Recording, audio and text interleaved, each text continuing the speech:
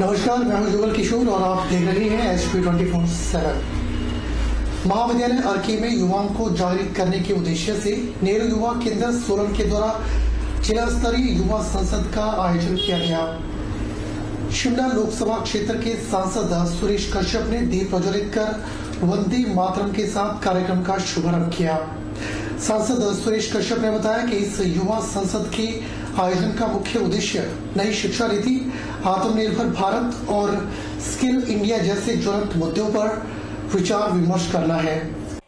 शिमला लोकसभा क्षेत्र के सांसद सुरेश कश्यप ने कहा कि प्रधानमंत्री नरेंद्र मोदी की यह सोच है कि जिस प्रकार देश की संसद चलती है उसी प्रकार स्कूल और कॉलेजों में भी मौके पर संसद का आयोजन किया जाए ताकि युवाओं को संसद की कार्यवाही की संपूर्ण जानकारी हो सके और युवा इन मुद्दों पर विचार विमर्श कर अपनी बात रख सकें और जब देश का नीति निर्धारण हो रहा हो तो उनके द्वारा दिए गए विचार काम आ सकें। इस मौके पर युवाओं द्वारा विभिन्न मुद्दों पर बहस की गई और युवाओं द्वारा किए गए प्रश्नों का जवाब देकर उन्हें जागरूक किया गया। उन्होंने कहा कि इस प्रकार के जिला स्तरीय आयोजन प्रदेश में किए जा रहे हैं।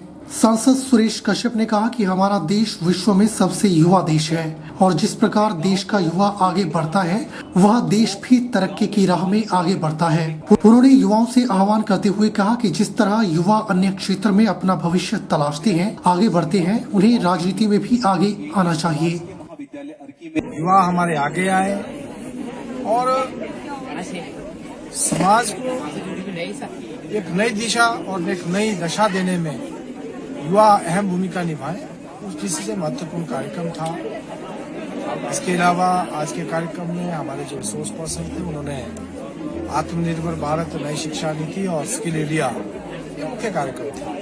मुख्य उद्देश्य यही था कि हमारे जो कॉलेज के बच्चे हैं, जो हमारा भविष्य है, उनके अंदर राष्ट्र निर्माण और लोकतंत्र को और मजबूत करने की दृष्टि से उनका योगदान रहे और इसके साथ साथ जिस प्रकार से माननीय प्रधानमंत्री श्री नरेंद्र मोदी जी ने आत्मनिर्भर भारत और वोकल फॉर लोकल का नारा दिया है, हम लोकल को ब्रांड बनाएं, उस दृष्टि से हम आगे बढ़े। हम आने वाले समय में आत्मनिर्भर होकर इस देश को विकास के मामले में बुलंदियों के ऊपर पहुंचाएं। वहीं मंडी जिला की सुंदरनगर उपमंडल में 4 वर्षीय मासूम बच्ची से दुष्कर्म का मामला सामने आया है। मंडी पुलिस से प्राप्त जानकारी के मुताबिक 27 वर्षीय युवक ने इस दुष्कर्म को अंजाम दिया है। वहीं मंडी पुलिस ने आरोपी युवक को गिरफ्तार कर मामले की जांच शुरू कर दी है। जानकारी के मुताबिक सुंदरनगर उपमंडल के तहत भौर गांव में ईंट के भट्टे में काम करने वाले प्रवासी मजदूर ने ईंट के भट्टे में काम करने वाले परिवार की 4 साल की मासूम बच्ची के साथ दुराचार किया है। वहीं मंडी जिला पुलिस अधीक्षक शालिनी अग्निहोत्री ने मामले की पुष्टि करते हुए बताया कि दुष्कर्म के आरोपी को गिरफ्तार कर लिया गया है और पीड़ित का कानूनी प्रक्रिया के अनुसार मेडिकल जांच करवाई गई है। मामले की गहनता से जांच की जा रही है। पिछले कल जो पुलिस स्टेशन सुंदरनगर में 108 जो इमरजेंसी नंबर है उसके माध्यम से एक इन्फॉर्मेशन आई थी कि एक 4 साल की बच्ची है, उनके साथ रेप का जो है वो मामला सामने आया था, जिसमें पुलिस स्टेशन सुंदरनगर की टीम जो है तुरंत उस इन्फॉर्मेशन पे मौके के लिए रवाना हुई। तो जो विक्टिम है उनको नेहरू चौक मेडिकल कॉलेज ऑलरेडी पहुँचाया जा चुका था और वहाँ पर हमारी टीम और डॉक्टर्स के द्वारा उनका मेडिकल एग्जामिनेशन किया गया, ऑब्जर्वेशन में भी उनको रखा और उसका पूरा जो मेडिकल और लीगल प्रोसीजर है उसको फॉलो किया गया। साथ ही जो एक्यूज्ड है, जिस व्यक्ति ने घटना को अंजाम दिया था, उसको कल ही जो है डिटेन करके फर्दर इंटेरोगेशन करके अरेस्ट किया गया। ये व्यक्ति 24 साल की इनकी उम्र है और ये सहारनपुर यूपी का रहने वाला है और जो विक्टिम है वो भी छत्तीसगढ़ की रहने वाली है और ये पिछले कुछ समय से कनाड में एक ईंट के भट्टे पे ये काम कर रहे थे। तो फर्दर इसमें मेडिकल ओपिनियन का हम वेट कर रहे हैं, एमएलसी की फाइनल रिपोर्ट का वेट कर रहे हैं और जो भी सैंपल्स और एविडेंस हमने कलेक्ट किए उनको फिलहाल एफएसएल बंडी के लिए भेजा जा रहा है ताकि उस पर एक्सपर्ट ओपिनियन लिया जाए और इस पर आगे की कार्रवाई जो है हम फर्दर इस रिपोर्ट्स के ऊपर और विक्टिम और उसके जो विटनेसेस हैं उनके स्टेटमेंट्स के ऊपर आगे कार्रवाई हम अमल में लाएंगे। बिलासपुर के रीजनल अस्पताल की हालत यह हो चली है कि पिछले 10 महीनों से यहाँ पर एक मेडिसिन विशेषज्ञ चिकित्सक तक नहीं है। यह कहना है जिला कांग्रेस सेवा दल के महामंत्री संदीप सांख्यान का।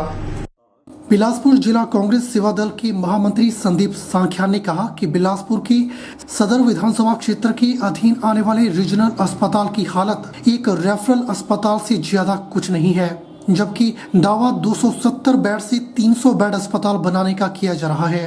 मेडिसिन चिकित्सक जिला अस्पताल बिलासपुर में न होना, इसके लिए सदर विधानसभा क्षेत्र के विधायक और मुख्यमंत्री के ओएसडी सबसे ज्यादा जिम्मेदार हैं। कि ये अस्पताल सिर्फ एक रेफरल अस्पताल बन के रह गया है। मैं जो सदर विधायक हैं उनसे पूछना चाहता हूं और मुख्यमंत्री जी के जो ओएसडी हैं जो बिलासपुर सदर हलके में राजनीति की बात करते हैं, मैं उनसे भी पूछना चाहता हूं कि आप तो एक तो मुख्यमंत्री के कार्यालय में बैठे हैं, दूसरे सदर विधायक हैं। पिछले करीब 10 महीने से यहाँ पे एमडी नहीं है, मेडिसिन के जो विशेषज्ञ जो स्पेशलिस्ट डॉक्टर हैं वो बिल्कुल भी नहीं है। आए दिनों यहाँ पे किसी ना किसी को कोई ब्रेन हेमरेज की प्रॉब्लम होती रहती है, कोई हार्ट अटैक की प्रॉब्लम होती रहती है और डायबिटिक हाइपरटेंशन के मरीज बहुत ज्यादा इस चिकित्सालय में आते रहते हैं। तो मेरे को ये समझ नहीं आ रहा कि जिसको माइनर सी डायबिटीज भी है या जिसको थोड़ा सा हाई ब्लड प्रेशर भी है, उसको कौन आदमी यहाँ पे लुक आफ्टर करेगा, कौन आदमी उसको देखेगा। हाल ही में मैं आपको कल का वाकया बताता हूँ। पिछले कल एक वरिष्ठ नागरिक थे, उनको हार्ट का कार्डियक प्रॉब्लम हुआ, तो यहाँ पे जितने भी अस्पताल में जितने भी डॉक्टर थे उन सबने अपने हाथ खड़े कर दिए और उनके परिजनों से ये पूछने लग गए कि आपको आईजीएमसी शिमला भेजें या पीजीआई के अंदर भेजें। अब मैं आपको बता रहा हूं कि अगर ये पिछले कल का वाकया है तो पिछले 10 महीनों के अंदर इस तरह के कितने केस जो हैं जिला अस्पताल के अंदर आए होंगे। 2 साल के लंबे अरसे के बाद जोगिंदरनगर में स्कूल पहुंचे विद्यार्थियों का रेड कार्पेट पर स्वागत हुआ। नए विद्यार्थियों को तिलक लगाकर जब स्कूल में प्रवेश दिलाया गया तो विद्यार्थियों की खुशी का ठिकाना नहीं रहा। वीरवार की सुबह 9:23 पर करोड़ू स्थित निजी स्कूल में विद्यार्थियों की चहलकदमी देखते ही बन रही थी। स्कूल बसों में सोशल डिस्टेंसिंग के साथ जैसे ही मुख्य द्वार पर विद्यार्थी पहुंचे तो हाथों में फूल के साथ मौके पर मौजूद अध्यापकों ने विद्यार्थियों का स्वागत किया।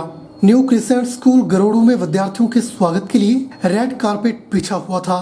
यहाँ पर स्कूल के प्रबंध निदेशक विजय शर्मा, प्रधानाचार्य शशि किरण ने विद्यार्थियों को फूल भी भेंट किए। इससे पहले विद्यार्थियों के हैंड सैनिटाइज भी करवाए गए।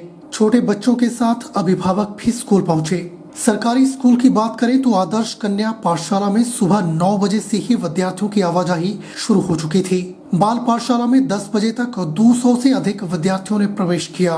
समूचे उपमंडल में विद्यार्थियों की रौनक देखने को मिली। आदर्श कन्या पाठशाला के प्रधानाचार्य सुनील ठाकुर ने बताया कि कोविड प्रोटोकॉल के तहत विद्यार्थियों को ऑफलाइन शिक्षा ग्रहण करवाई गई। कोविड की विकट परिस्थितियों में घरों में बंद नन्हे विद्यार्थियों की शहर की सड़कों में रौनक देखने को मिली। शहर के मुख्य बाजारों में सुबह 8:30 बजे से ही विद्यार्थियों की चहलकदमी शुरू हो गई। अभी कोरोना काल में हमने देखा कि बच्चों की पढ़ाई पर तो बहुत ज्यादा असर पड़ा है। पढ़ाई का स्तर बहुत गिरा है क्योंकि ऑनलाइन और ऑफलाइन में बहुत ज्यादा अंतर है। लेकिन मुझे लगता है अगर हमें पढ़ाने का भी मौका मिले तो जो भी कमी रही है हम उसको बिल्कुल दूर करेंगे, क्योंकि हम टीचर हैं। एक अध्यापक क्या नहीं कर सकता है, ठीक है। बाकी साथ में एसओपीज हैं वो तो फॉलो करना बहुत ही जरूरी है। सरकार के दिशा निर्देशों के मुताबिक आज पहली से 8वीं कक्षाओं के विद्यार्थियों के लिए स्कूल शुरू हो गए हैं, क्योंकि कोरोना के चलते पहली से 8वीं कक्षाओं के बच्चों की पढ़ाई ऑनलाइन हो रही थी। अब सभी कक्षाओं के छात्र छात्राएं स्कूल में आकर पढ़ाई करेंगे। जिला कांगड़ा की नूरपुर ब्लॉक की सुलियाली राजकीय माध्यमिक पाठशाला में काफी समय के बाद पहली से 8वीं कक्षा के छात्र छात्राएं जो स्कूल आ रही हैं, उन सबके चेहरों पर खुशी झलक रही थी। राजकीय वरिष्ठ माध्यमिक पाठशाला सुलियाली के वाइस प्रिंसिपल कुलदीप सिंह ने बताया कि हिमाचल प्रदेश सरकार के दिशा निर्देशों के अनुसार आज पहली से 8वीं कक्षा तक की कक्षाएं शुरू हो चुकी हैं और यह एक सराहनीय कदम है और हिमाचल सरकार की तरफ से सभी कक्षाओं के लिए स्कूल खोले जाना बच्चों के भविष्य के लिए बेहतरीन है। विद्यालय में जो कोरोना गाइडलाइंस हैं उनकी पालना की जा रही है। सभी कमरों को रोजाना सैनिटाइज किया जा रहा है। सभी छात्र छात्राओं को कमरे में सोशल डिस्टेंसिंग के मुताबिक बिठाया जा रहा है। इसके साथ ही छात्र छात्राओं के लिए टॉयलेट, स्कूल परिसर में सफाई का विशेष ध्यान रखा जा रहा है। विद्यालय के मुख्य द्वार पर छात्र छात्राओं को सैनिटाइज व थर्मल स्कैनिंग करके कक्षाओं में जाने दिया जा रहा है। सभी छात्र छात्राएं मास्क पहनकर और सोशल डिस्टेंसिंग के नियमों की पालना कर रहे हैं। आज दिनांक 17 फरवरी 2022 को हिमाचल प्रदेश की गाइडलाइन के मुताबिक कक्षा पहली से 8वीं तक स्कूल खुले हैं। ये एक बहुत सराहनीय कदम है हिमाचल सरकार की तरफ से कि सभी स्कूलों को आज से खोल दिया गया है। विद्यालय में जो कोविड-19 की जो गाइडलाइन के मुताबिक जो है वो सभी SOP का पूर्णतया पालन किया जा रहा है। सभी कमरों को सैनिटाइज किया जा रहा है और जो बॉयज़ के और गर्ल्स के जो टॉयलेट्स हैं उसको भी हम दिन में 2 बार जो है वो उसको हम सैनिटाइज कर रहे हैं। और मैं क्लास 8 से 10 में पढ़ता हूँ। अब कोरोना के बाद बहुत दिन बाद स्कूल लगे और मुझे स्कूल आके बड़ा अच्छा लग रहा है और मैं सरकार का धन्यवाद करता हूँ। हमारे स्कूल में पूरा सैनिटाइजर वगैरह का पूरा प्रबंध है। बुलेटिन में फिलहाल वक्त हो चला है एक छोटे से ब्रेक का। ब्रेक के बाद तुरंत हाजिर होते हैं।